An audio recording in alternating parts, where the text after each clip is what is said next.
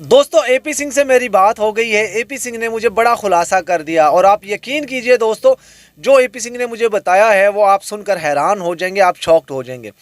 दोस्तों, जैसा कि आप सब लोग जानते हैं, मोमिन मलिक जी बिल्कुल खामोश हैं। केस के हवाले से किसी के पास कोई अपडेट नहीं है, कोई जानकारी नहीं है। लेकिन दोस्तों मेरे पास, आपके भाई के पास केस के हवाले से बड़ी जानकारी हाथ लग चुकी है एपी सिंह की तरफ से।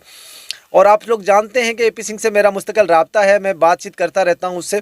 और दो दफ़ा उसने हमें टाइम भी दिया था कि वादा किया था लाइव आने का मेरे साथ, लेकिन वो नहीं आ सका कोई मसरूफियत की वजह से। अभी दोस्तों एपी सिंह से मेरी बात हुई है। एपी सिंह ने केस के हवाले से बहुत बड़ी जानकारी मुझे दे दी, बहुत बड़ी इन्फॉर्मेशन दे दी। अब देखिए, हो सकता है केस के हवाले से जो मुझे जानकारी दी गई है ये झूठ भी हो सकती है, ये सच भी हो सकती है। लेकिन अगर झूठ भी होगी तो फिर भी मैं चाहूँगा कि कोई ना कोई आके इसको डिनाई करे। चाहे मोमिन मलिक जी आ जाए, अंसार बर्नी जी की ऑफिस की तरफ से कोई इस चीज़ को आकर डिनाई कर दे कि जो मुझे इन्फॉर्मेशन दी गई है, जो मुझे आपके साथ शेयर करने जा रहा हूँ वो झूठी है। कोई बंदा आकर बता दे या कोई बंदा आकर इसको डिनाई कर दीजिए। तो दोस्तों, सबसे पहले मैं आपको थोड़ा सा बताता चलूँ सीमा के हवाले से। देखिए, सीमा अब घर के अंदर एक कार्यक्रम करने जा रही है जिसको गोद भराई की पूजा कहा जाता है। एपी सिंह से मेरी बात हुई थी। एपी सिंह ने मुझे बताया कि माता जी और उसकी बहन जो है वो बहुत जल्द कुछ सामान लेकर जा रही हैं सीमा के घर, और वहाँ जाकर गोद भराई की रस्म अदा करेंगे। एक तो ये हो गया।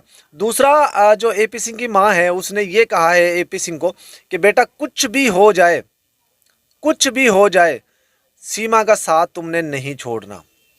एक ये बात वाज़ेह हो जाए कि एपी सिंह की माता जी पहले भी कुछ इस तरीके का स्टेटमेंट दे चुकी हैं कि जिनसे हमें शर्मिंदगी होती कि यार ऐसी भी माँ हो सकती है।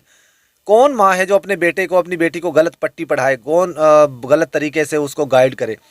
लेकिन यहाँ पे हमने देखा जिस तरीके से एपी सिंह इतना ऊंचा ऊंचा बोलता है, मीडिया पर आकर इधर की बातें उधर, उधर की बातें इधर लेके जाता है, तो इसी तरीके से उसकी माता जी भी उसी तरीके की वही बातें बोलती है।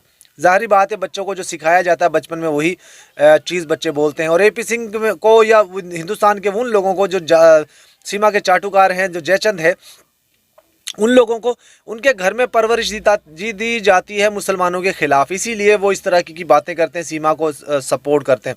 भाई बहुत सारी और भी महिलाएं गई हैं, उनको भी सपोर्ट करो ना। जब तुम लोगों की बहनें अपनी भागेंगी, तुम लोगों से पूछा जाता है तो तुम लोग उस तरह से, तुम लोगों को पानी जो है वो सूख जाता है तुम्हारा। तो दोस्तों, अब मैं आपको बताता हूँ एपी सिंह के साथ जो मेरी बातचीत हुई, तफसीली तौर पे बात हुई है। एपी सिंह ने मुझे बताया कि कोर्ट के अंदर बहुत सारे केसेस, 14 से 15 केसेस जो है मोमिन मलिक जी ने डाले हुए थे। उनमें से कुछ केस तो पहले ही ख़त्म कर दिए गए थे, या वो बंद कर दिए गए थे, या डिस्पोज कर दिए गए थे, डिस्पोज कर दिए गए थे।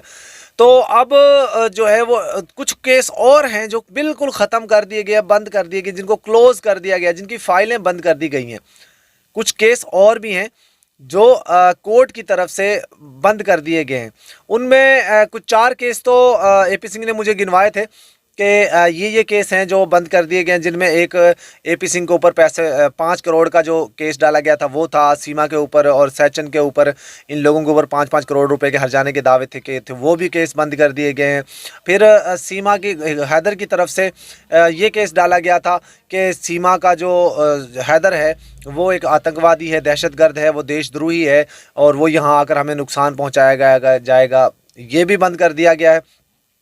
और 2-3 केस और भी हैं जो बंद कर दिए गए हैं। उनकी अगली वीडियो में मैं आपको तफसील के साथ बताऊंगा कि और कौन कौन से केस हैं जो बंद कर दिए गए हैं। लेकिन दोस्तों, एक बड़ा सवाल यहाँ पे ये पैदा होता है, आप लोग सोचिएगा ज़रूर जो मैं बात आपको बोलने जा रहा हूँ। देखिए, केस जब किसी शख्स को लंबे अरसे तक फंसा के रखना होता है ना, उस पर इन्वेस्टिगेशन करनी होती है, तो उस वक्त उसके ऊपर बहुत सारे केसेस डाल दिए जाते हैं। जैसा कि सीमा के ऊपर बहुत सारे केसेस डाले गए हैं, तो जाहिर बात है जब अगर ज़्यादा केस होंगे तो ज़्यादा टाइम लगेगा। वैसे तो जितने भी लोग हैं हिंदुस्तान के जो हमारे साथ जुड़ते हैं वो कहते हैं कि यहाँ पे कोई सीमा हैदर का ही केस नहीं है, बहुत सारे हज़ारों लाखों केस हैं। तो अदालत को टाइम लगता है, अदालतों को, पुलिस को, प्रशासन को टाइम लगता है। भाई जितने ज़्यादा केसेस उतने ज़्यादा थाने भी तो बने हुए हैं, उतनी ज़्यादा चौकियाँ भी तो बनी हुई हैं, उतनी ज़्यादा डिपार्टमेंट भी तो हैं, उतने ज़्यादा कोर्ट कचहरियाँ भी तो हैं। ये मैटर नहीं करता कि केस बहुत ज़्यादा, क्या सारे हिंदुस्तान के केस एक ही कोर्ट में आते हैं? बंदा सवाल पूछे। जो लोग ये कहते हैं कि भाई बहुत सारे केसेस हैं अदालत के पास, और भी बहुत सारे केसेस होते हैं, ये सीमा का केस ही नहीं है, तो क्या अदालत हिंदुस्तान में एक ही है जहाँ पे वो केस लगने होते हैं? भाई दिल्ली की अलहदा है, महाराष्ट्र की अलहदा है, जयपुर की अलहदा है, हर हर डिस्ट्रिक्ट में अलहदा अलहदा जो है वो अदालतें हैं, तो वो वहीं का केस देखेंगे ना। अब ये तो नहीं है कि केस हो पंजाब का और उसको महाराष्ट्र में जाके वो लड़ा जाए, ऐसा तो नहीं होता। केस हो दिल्ली का और उसको महाराष्ट्र में जाके लड़ा जाए, केस हो केरला का और वो महाराष्ट्र में लड़ा जाए, ऐसा तो नहीं होता। हर इलाके में, हर डिस्ट्रिक्ट में, हर प्रोविंस में कोर्ट कचहरियां हैं, वो उन्हीं की देखभाल करती हैं। ये नहीं है कि सारे केसेस जो हैं वो लगे एक ही जगह पे लग जाते हैं। तो ये जो लोग कहते हैं ना कि भाई अदालतों में केस और भी हैं, कोई खाली यही केसेस नहीं है, तो उन लोगों के लिए यही जवाब है कि तुम लोग ये झूठी खबरें, झूठा रोना मत रोया करो लोगों के सामने, सच बताया करो कि वहाँ पे हैदर को सुनवाई नहीं हो रही है, वहाँ पे हैदर की कोई सुन नहीं रहा है, ये बात सच बताया करो। अब एपी सिंह ने मुझे बताया कि 4 केस और हैं मजीद जो बिल्कुल ख़त्म कर दिए गए हैं, जिनको खारिज कर दिया गया है। अब अगर मोमिन मलिक जी 14 केस बोलते हैं कि 14 केस डाले थे, तो 4 केस मोमिन मलिक जी ने, हैदर ने बता दिया, हैदर और मोमिन मलिक ने जो डाले थे, एपी सिंह ने वो बता दिया कि ये 4 केस ख़त्म कर दिए गए हैं। फिर उसके बाद 2 केस और भी हैं जो ख़त्म किए गए थे, वो मोमिन मलिक जी ने बताया था। और इस तरह अगर 14 केसेस में से मान लीजिए कुछ 6-7 केसेस बंद हो चुके हैं, तो फिर केस बचते कितने हैं? केस कितने बचते हैं? 8-9 केसेस बचते हैं। 8-9 केसेस में क्या होगा? ये भी आहिस्ता आहिस्ता ख़त्म हो जाएंगे। सिर्फ केस बचेगा सीमा की एंट्री का, गैर कानूनी तरीके से जो सीमा ने एंट्री किया, इसका केस बचेगा और आखिर में इसके ऊपर फैसला होना है। अब वो आप लोग देख सकते हैं कि कब तक फैसला होता है, कितने टाइम में होता है, और उसमें क्या सपोर्ट मिलती है सीमा को। जबकि मैं आपको पहले ही बता रहा हूँ कि मेरे पास जो खबर है, जो मेरे पास इन्फॉर्मेशन है, वो ये है कि सीमा का कोई कुछ नहीं बिगाड़ सकता, सीमा वहीं पे ही रहेगी।